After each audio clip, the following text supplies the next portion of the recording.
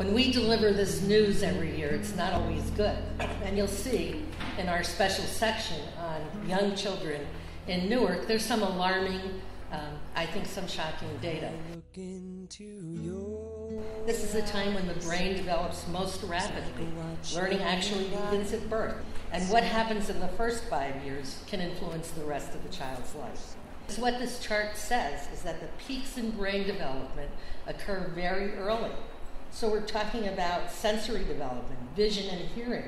The peak in development is between 1 and 2 months old. Language, peak in language development is at 7 months. The higher thinking functions develop at 1 year. For every 10 babies born in Newark today, 5 live or are going to live in poverty.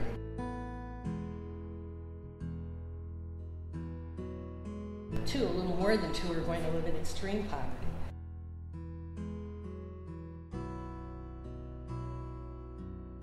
Seven of those 10 will live with a single parent.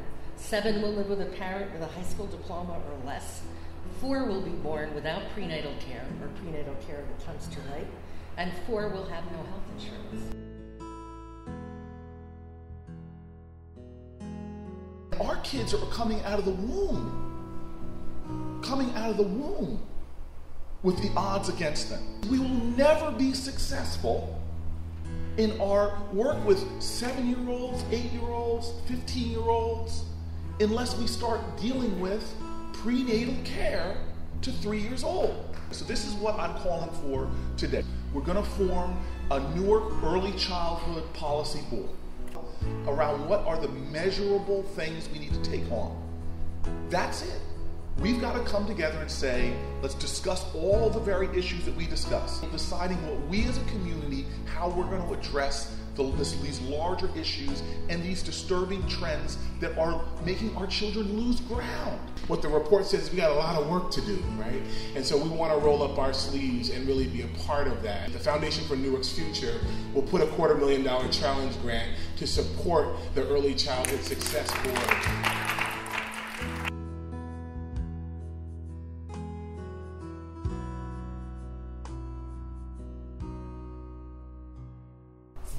I came out of an very abusive relationship for about 5 years.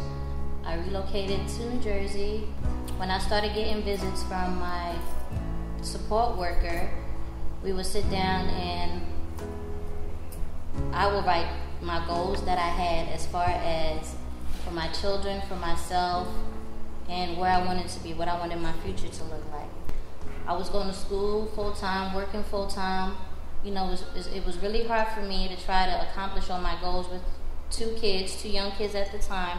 Sharonda, being the wonderful person that she is, she's become my mentor, my coach, and a very good friend of mine. She's always just a phone call away, which is very important to me because that support system that I didn't have, I have now, and I feel as though that I will always have.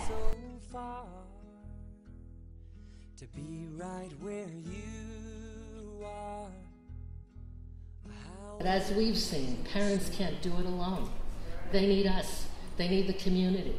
They need mentors. How many of us in this room when we had children needed someone else to help us? But not everybody has that. That's where community steps in, where government steps in, where funders step in, where the public steps in. It is a public responsibility. And we hope with our report today, we start a dialogue that's different for the very youngest kids in our community. Thank you all for coming.